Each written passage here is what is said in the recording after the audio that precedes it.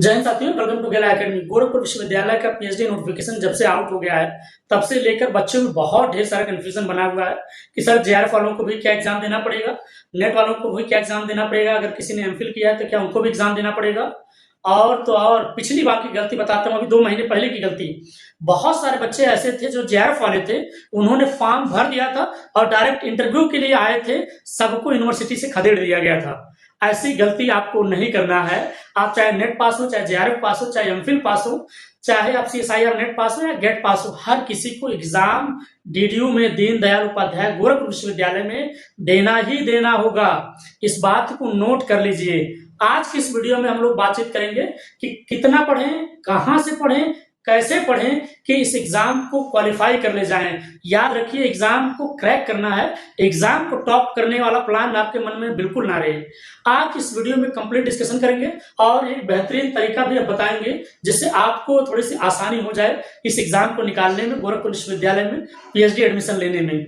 देखिए, मैं खुद गोरखपुर विश्वविद्यालय का सीनियर रिसर्च स्कॉलर हूँ कैंपस का, तो इसलिए मुझे बहुत बारीकी से हर एक विभाग की सारी जानकारी पता है। आपका सब्जेक्ट चाहे साइंस वाला हो, चाहे आर्ट वाला हो, चाहे कॉमर्स वाला हो, चाहे अन्य किसी डिपार्टमेंट का हो, तो आपको यही शेड्यूल फॉलो करना है जो आज मैं आपको बताने वाला हूँ। इसलिए वीडियो को लाइक करिएगा, चैनल को सब्सक्राइब करिएगा। याद रखिए, इस वीडियो को बिना स्किप किए पूरा ध्यान से देखना, आपका सारा डाउट क्लियर हो जाएगा। एक एक चीज बताने वाला हूँ। चलिए आज वीडियो की रूपरेखा समझ लेते हैं, फिर हम लोग बातचीत करेंगे।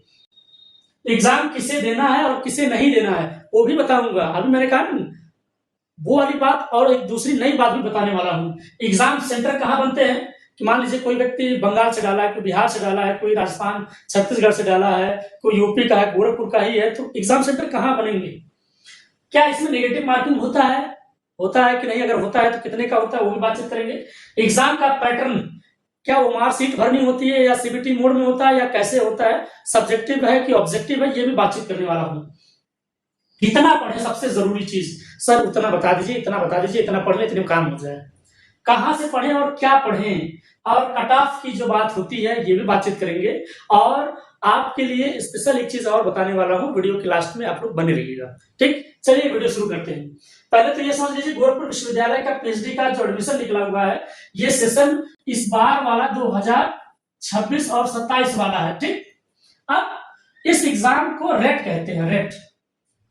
इस एग्जाम को क्या कहते हैं? RET, research eligibility test.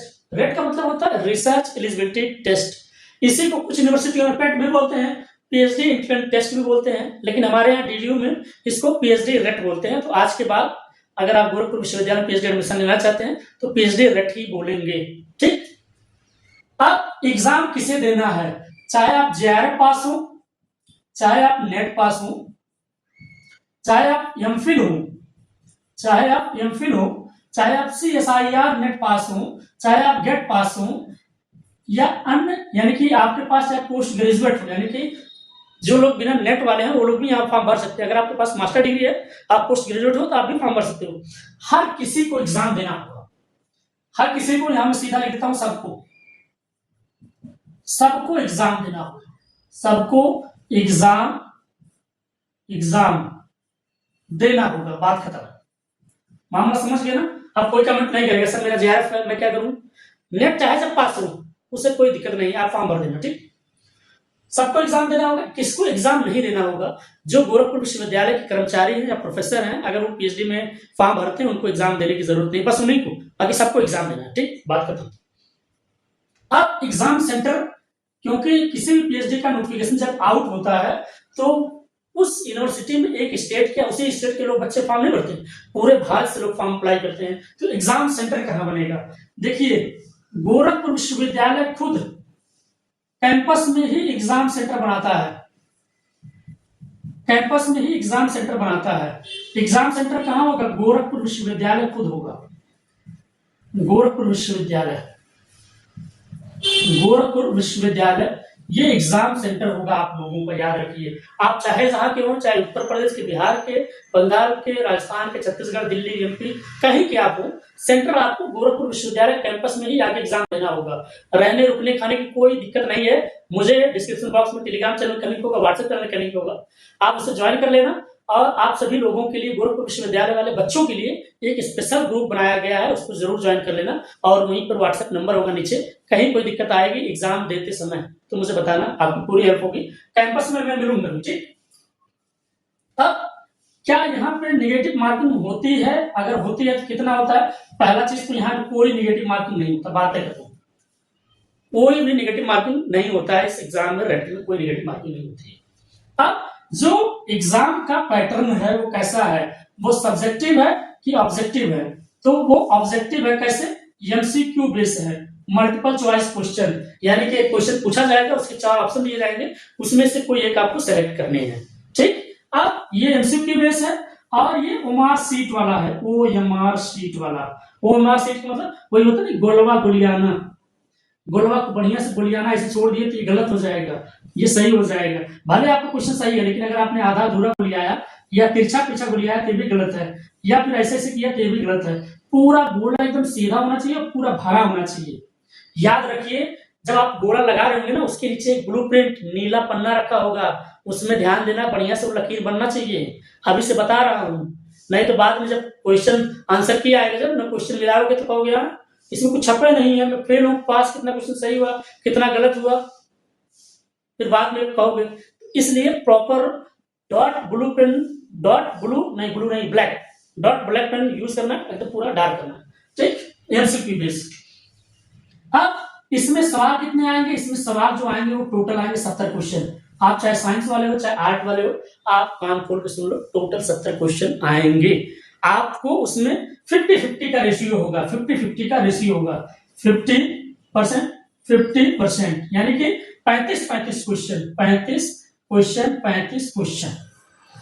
35 question आपके सब्जेक्ट के आएंगे और 35 क्वेश्चन आपके रिसर्च मेथोडोलॉजी के आएंगे। अब जो 35 क्वेश्चन है वो सबके सब्जेक्ट के 35 आएंगे, और जो 35 है वो एक ही चीज है, वो सबके लिए आएगा, वही पैटर्न, वही क्वेश्चन, उसी मेथड पे, वही मटेरियल। अब उसमें देखिए क्या क्या आएगा। पहला तो रिसर्च मेथोडोलॉजी से आएगा, आर्य मैंने लिख रखा है, रिसर्च मेथोडोलॉजी यानी कि शोध विधि। दूसरा रिसर्च एप्टीट्यूड से आएगा।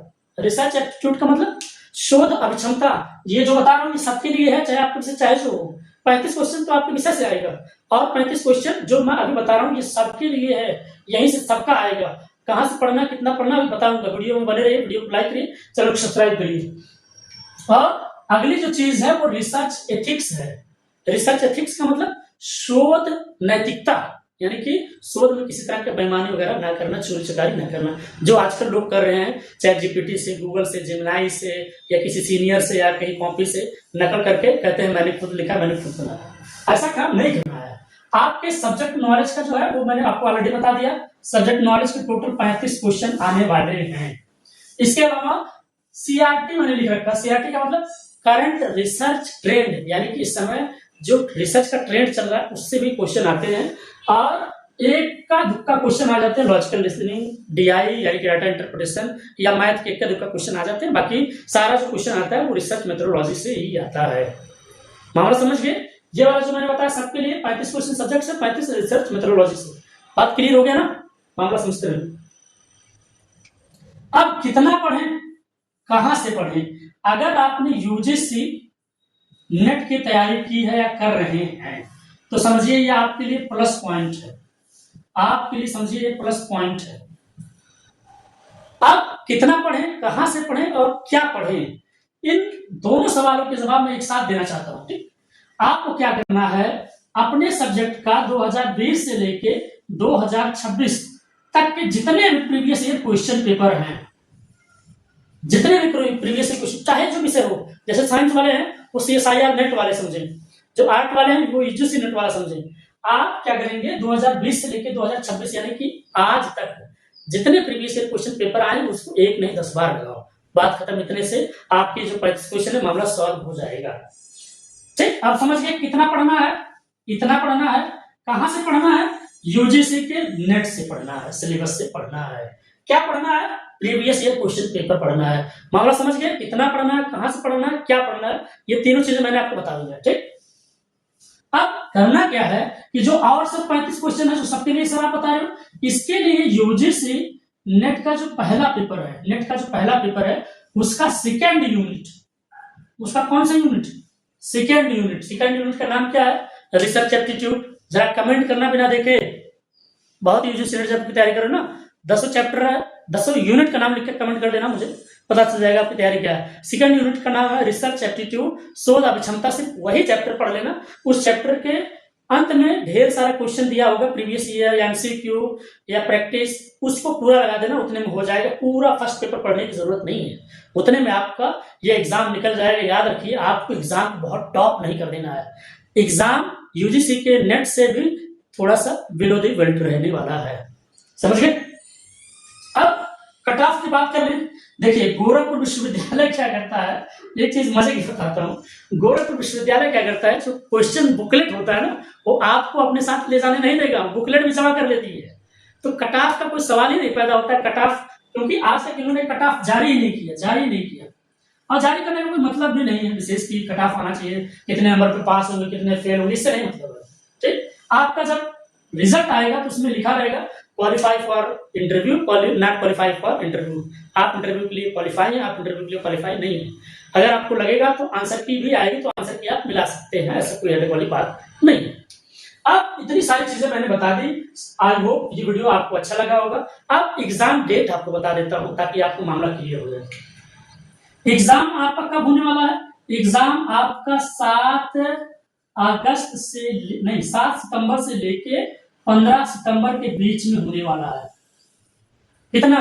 7 सितंबर से लेके 15 सितंबर के बीच में आपके सब्जेक्ट का कोई भी डेट मिल सकता है। एडमिट कार्ड कब आएगा?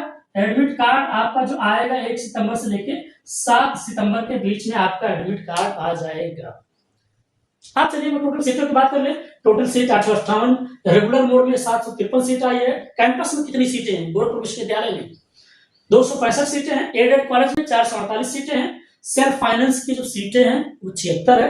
जो व्यक्ति नौकरी पेशा में गवर्नमेंट जॉब कर रहा है उसके लिए 29 सीट है। पार्ट टाइम मोड में पीएचडी करना चाहता है। अगला वीडियो आपको किस पे चाहिए? इंटरव्यू पे चाहिए कि रिसर्च प्रपोजल पे चाहिए कि कोई और गाइडेंस या हिडन जानकारी मैं आपको बताऊं गोरखपुर विश्वविद्यालय में सिलेक्शन कैसे होता है? क्या जुगाड़ वाला मामला चलता है कि नहीं? अगर चलता है तो जुगाड़ कहां से लगाएं, कैसे लगाएं, ये इन सारे बिंदुओं पे मैं एक हिडन वीडियो भी बनाऊंगा। इसके अतिरिक्त आप रिसर्च प्रपोजल, इंटरव्यू प्रिपरेशन और कौन से टॉपिक पे आप वीडियो चाहते हैं गोरखपुर विश्वविद्यालय की, मुझे बताइए, कमेंट करिए, वीडियो को लाइक करिए। मैं आपको जरूर बना के दिखाऊंगा, क्योंकि गोरखपुर विश्वविद्यालय का मैं खुद कैंपस का रिसर्च स्कॉलर पीएचडी स्टूडेंट हूँ। मेरा 3 बार नेट, 2 बार जेआरएफ है और ऑल इंडिया रैंक के साथ। ठीक, तो आई होप ये वीडियो आपको समझ में आया होगा। इसके अतिरिक्त आपको अगर कोई कंफ्यूजन है तो आप कमेंट करिए। डिस्क्रिप्शन बॉक्स में आप सभी लोगों के लिए स्पेशल ग्रुप बनाया गया है DDU 2026-27, उसको ज्वाइन कर लेना। और वहीं गैला अकेडमी का व्हाट्सएप चैनल होगा, टेलीग्राम लिंक होगा, उसको भी ज्वाइन कर लेना। चलिए मिलता है एक नए वीडियो में, तब तक के लिए थैंक यू सो मच। जय हिंद, जय भारत। वीडियो को लाइक कर देना, चैनल को सब्सक्राइब कर देना।